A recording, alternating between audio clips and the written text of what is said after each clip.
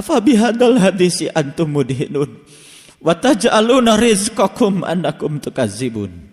Karena kamu menugarkan semua yang aku pertunjukkan kepadamu dengan dusta, karena kamu menyelimutinya dengan hawa-hawa nafsu dunia yang kotor.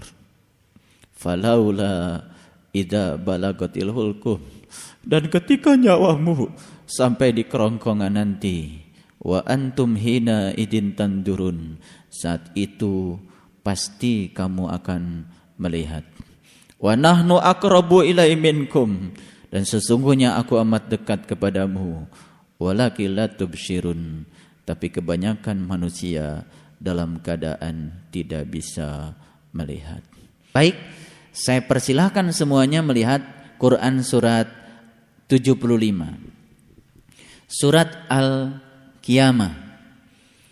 Hari ini saya akan berbicara dalam tentang perjalanan kehidupan kita.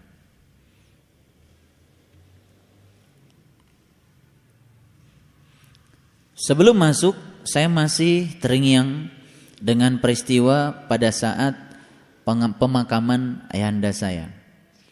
Jadi ketika saya memandang ke atas, begitu indahnya bintang, ya, susunan bintang di atas, ya, bagian tanah yang di situ ada tempat pemakaman ayahanda saya kemudian membacakan Quran surat Al-Waqiah. Dan Allah menyatakan, fala uqsimu bimawaqi'in nujum. Aku bersumpah demi tempat beredarnya bintang-bintang. Saya bersyukur kepada Allah karena semua yang di langit dan di bumi adalah tanda-tandanya, tanda-tanda yang mengantarkan kita tentang yang di dalam diri kita. Saya bersyukur kepada Allah, semoga indahnya bintang yang di sana mencerminkan keindahan ruhaniah ayahanda saya yang sedang berada di dalam arang alam yang terang benderang yang diliputi bintang-bintang sejati. Fala uqsimu bimawaqi'in nujum. Aku bersumpah demi tempat beredarnya bintang-bintang. Fa innahu laqassamu law ta'lamuna adim. Jika kau tahu, inilah sumpahku yang paling besar. Innahu laqur'anun karim. Itulah Quran yang mulia. La yamassuhu illal mutahharun, dan tidak ada yang bisa menyentuhnya kecuali hanya orang-orang yang bersih, kecuali hanya orang-orang yang suci. Tanzilu mir rabbil alamin, karena itu semua diturunkan dari Tuhan semesta alam. Afa bihadzal hadisi antum mudhinun. Apalah kamu coba-coba untuk mendustakan apa yang telah aku pertunjukkan kepadamu.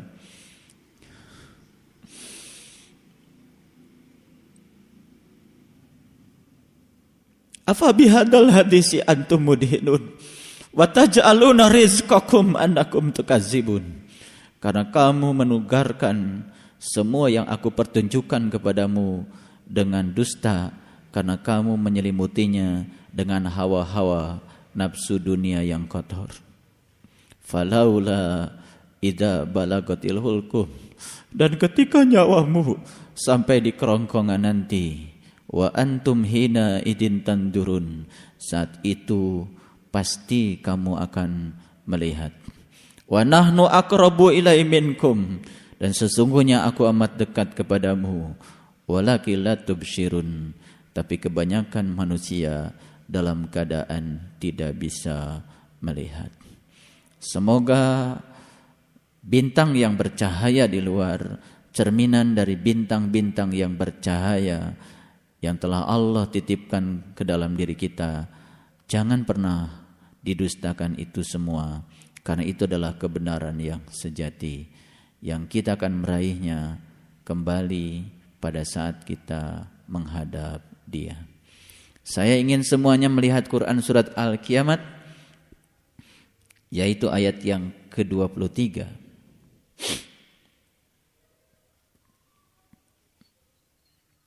ila rabbiha nadirah.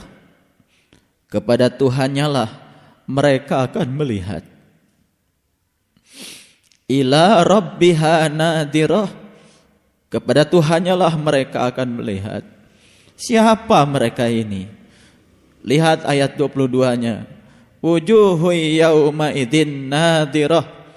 Wajah-wajah orang mukmin pada hari itu berseri-seri.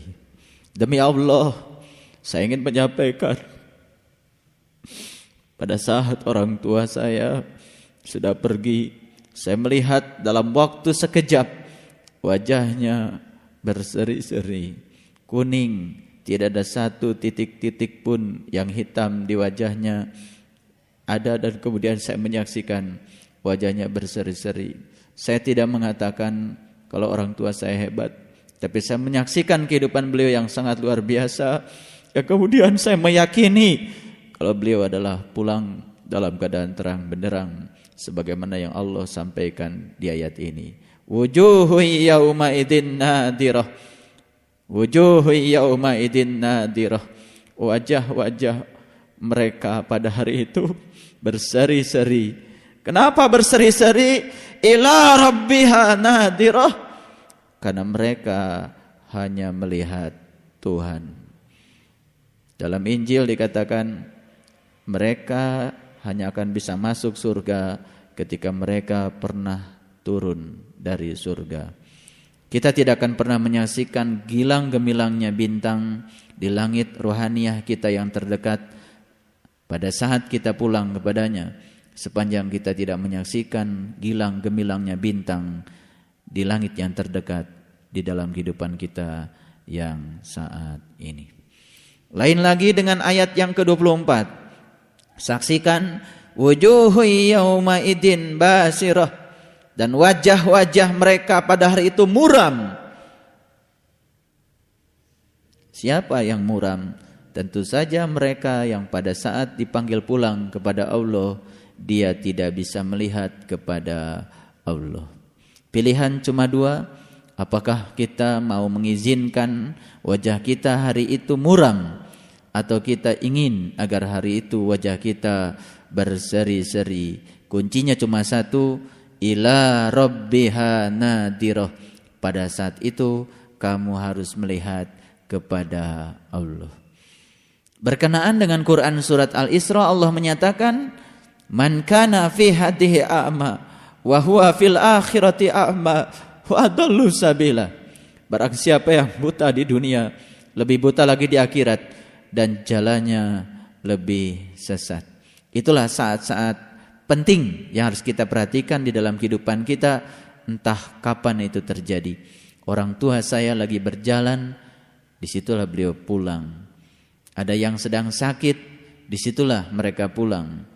Cara untuk pulang setiap orang tentu saja berbeda-beda. Mari kita lihat ayat ini secara keseluruhan dari ayat yang pertama. Di ayat yang pertama Allah menyatakan, Bismillahirrahmanirrahim, la uqsimu biyaumil qiyamah.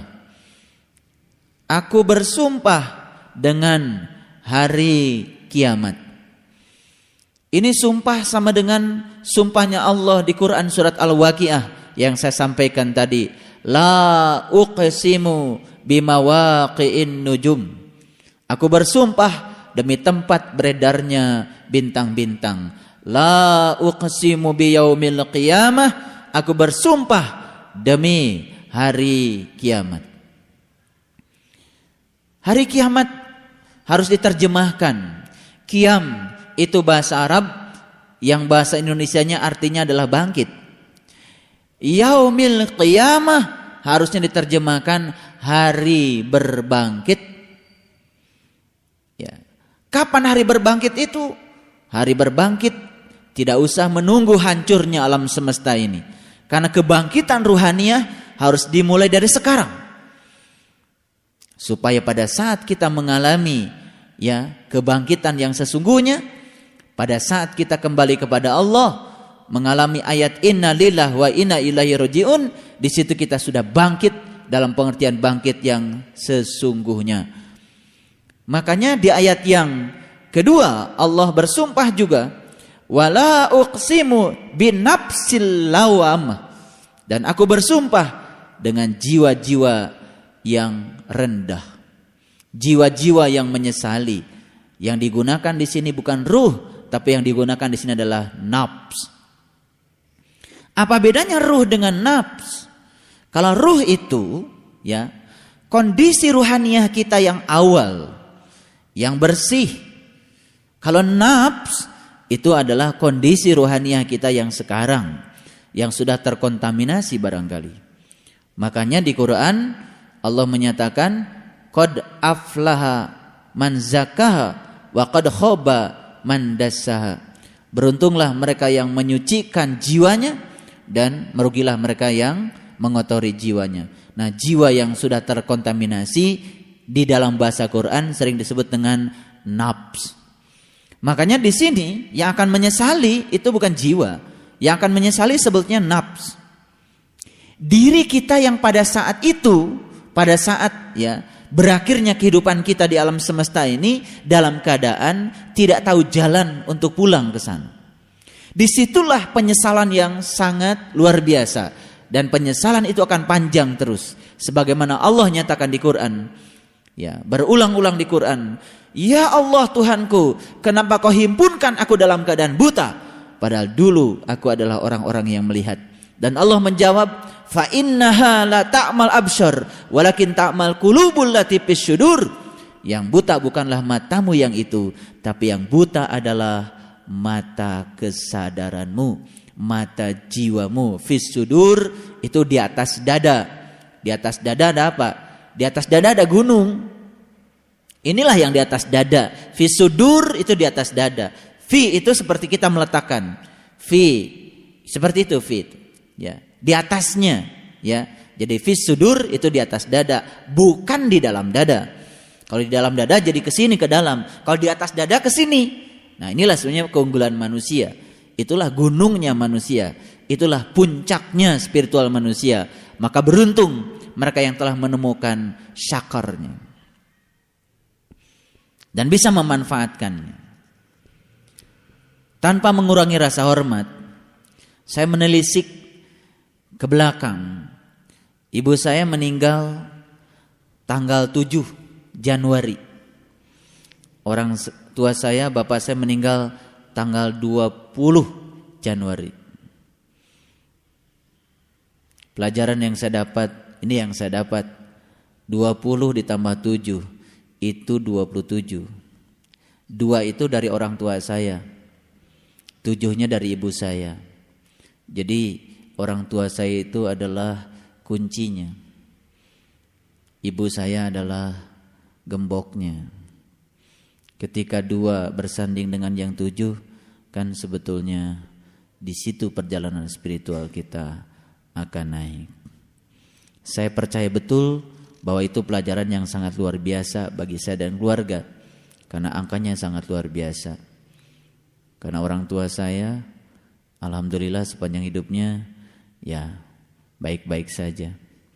27 itu kan Nabi Muhammad juga mi'rajnya tanggal 27. Subhanallah. La uqsimu biyaumil qiyamah, aku bersumpah demi saat berbangkit. Kenapa Allah bersumpah tentang hari kiamat? Kan itu hari yang sangat penting, yang menentukan masa depan ruhaniah kita.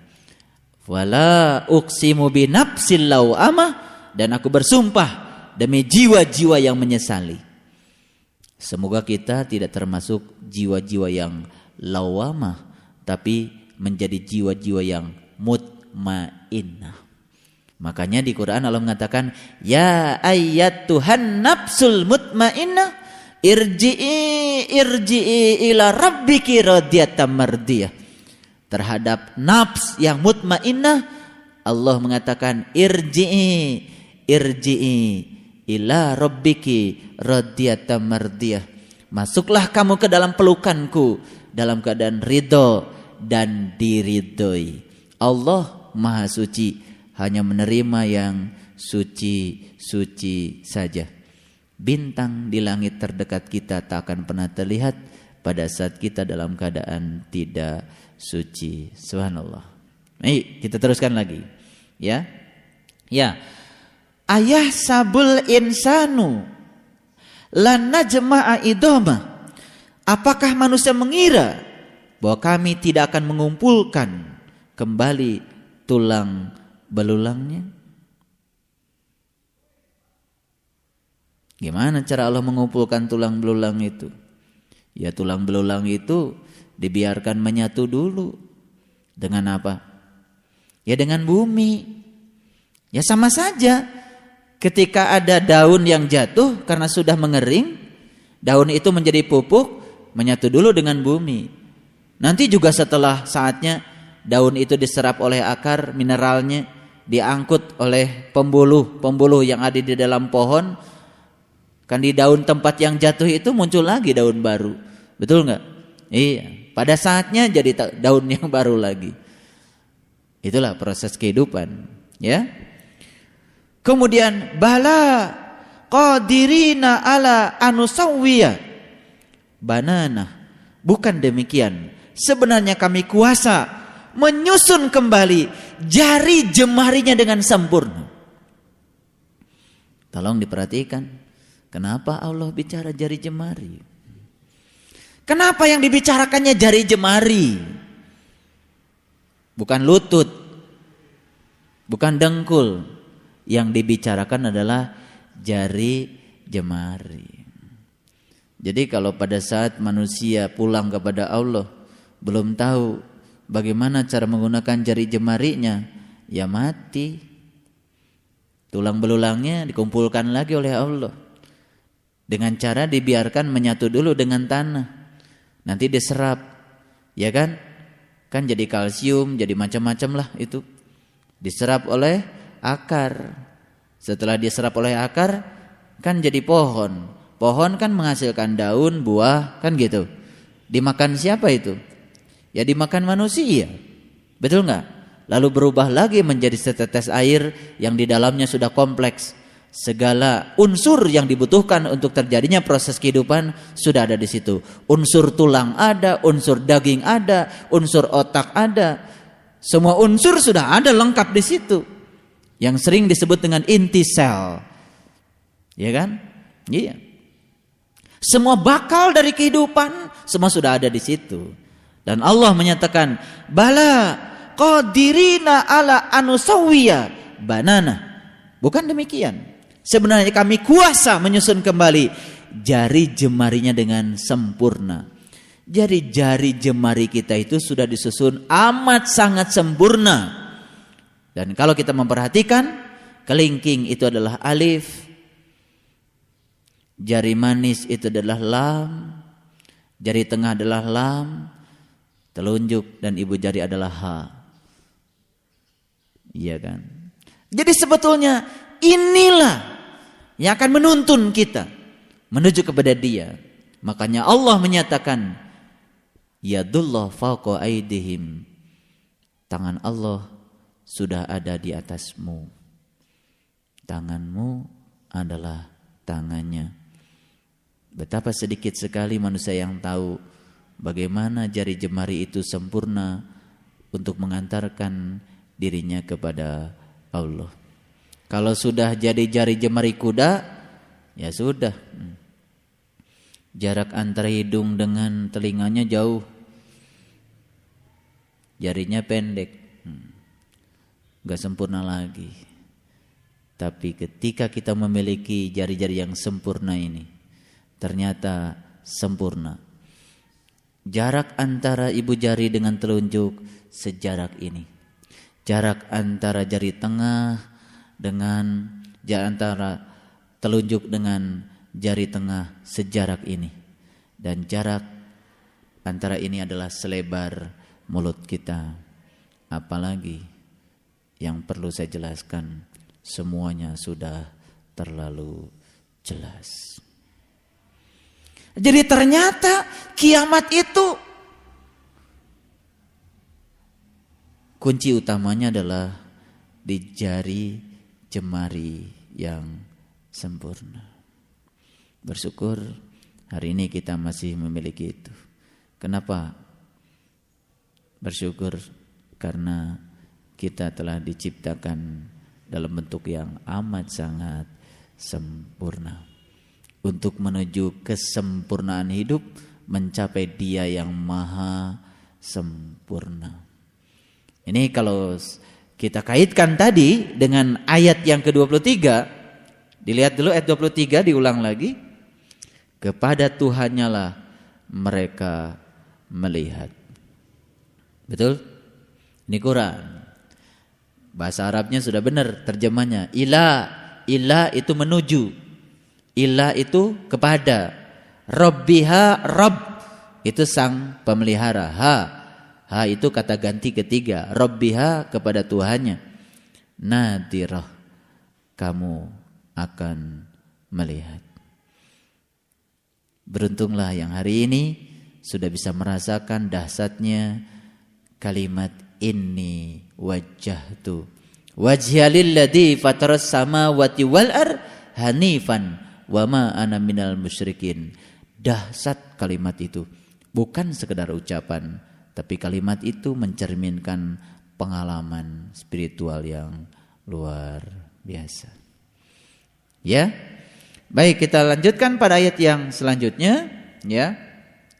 Bal yuridul insanu liyafjura amama. Bahkan manusia itu hendak membuat kesalahan terus menerus. Apa sih kesalahan manusia yang paling dahsyat? Kesalahan manusia yang paling dahsyat adalah tidak menggunakan tubuhnya sebagaimana yang Tuhan mau. Untuk apa? Untuk kiamat. Gitu. Jadi yang hari ini belum bisa menggunakan tubuhnya untuk kiamat, belum bisa mengkiamatkan ruhnya pada saat dia tinggal di tubuhnya ini, itulah orang-orang yang akan terus-menerus dalam kehidupan ini membuat kesalahan demi kesalahan. Makanya sakor itu merupakan bencana yang paling besar. Ya, bencana yang paling besar. Kemudian ayat yang ke-6, yas'alu ayyana yaumul qiyamah. Tuh, ia bertanya, kapan hari kiamat itu? Faiza barikal basyarah. Ya, faiza barikal basyar. Kiamat itu pada saat mata terbelalak. Itu. Kapan kiamat itu? Pada saat mata terbelalak. Saya mau tanya, kapan mata terbelalak? Hah? Pada saat terkejut melihat sesuatu. Betul? Ini basyar di sini bukan mata biasa.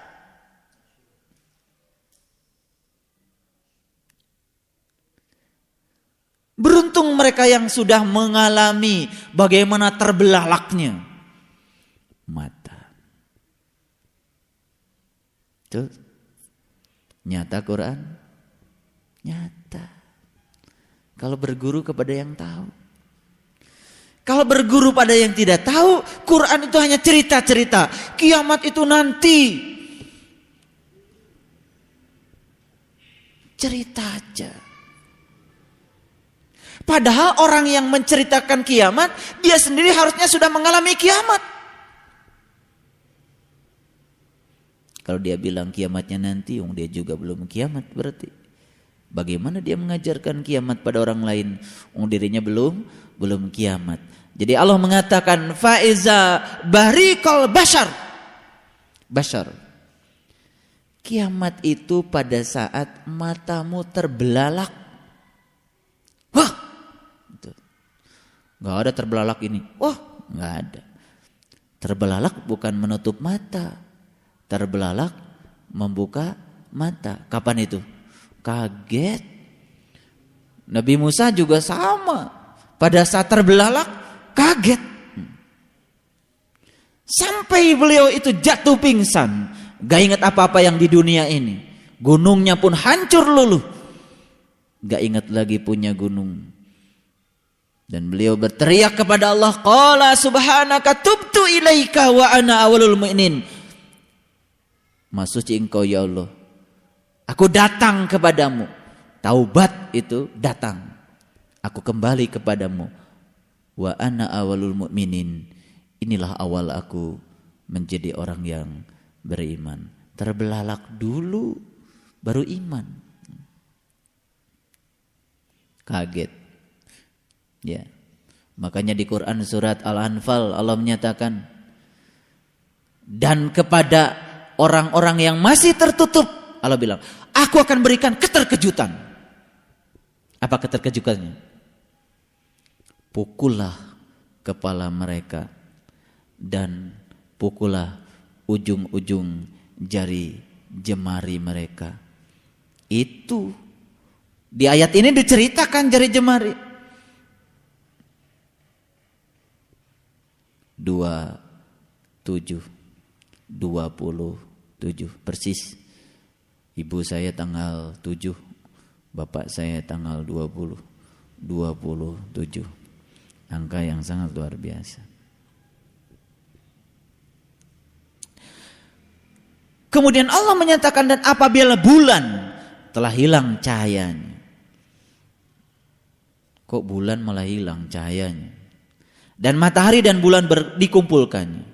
Hilang cahayanya, tapi matahari dan bulan telah dikumpulkan.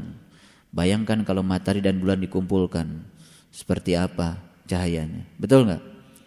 Jadi bulan yang di sini adalah bulan yang di luar. Ini bukan cerita bulan yang di dalam seperti di Quran surat Al-Mudaththir. Ya, kita udah nggak lihat lagi yang di luar. Tapi bulan dengan matahari sudah berkumpul. Di mana berkumpul? Di dalam. Di semesta tidak mungkin ketemu matahari dan bulan. Tapi di dalam dirimu matahari dan bulan mungkin suatu saat akan berkumpul.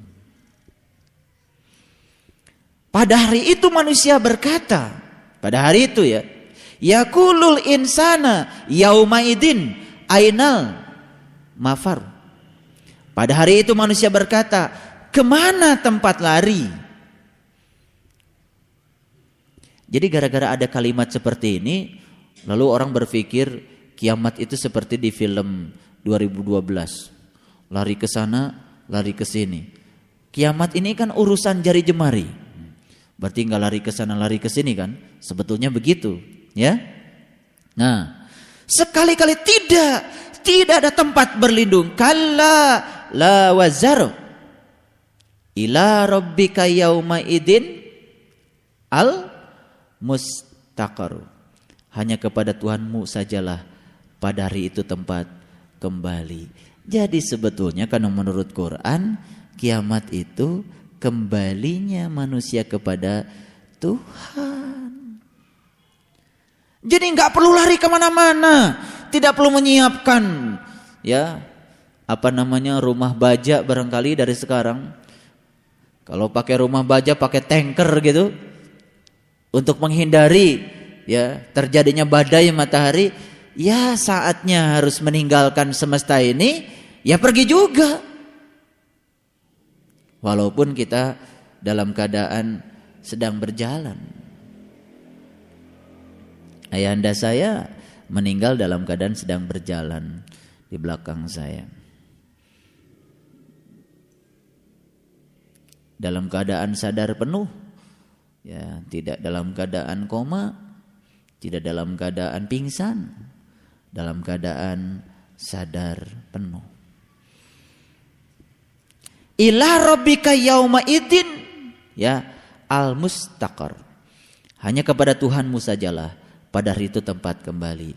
Jadi kalau tempat kembali kita hanya Tuhan, sudah saja ikuti Nabi Musa dari sekarang. Qala subhanaka tubtu ilaika wa ana awwalul mu'minin.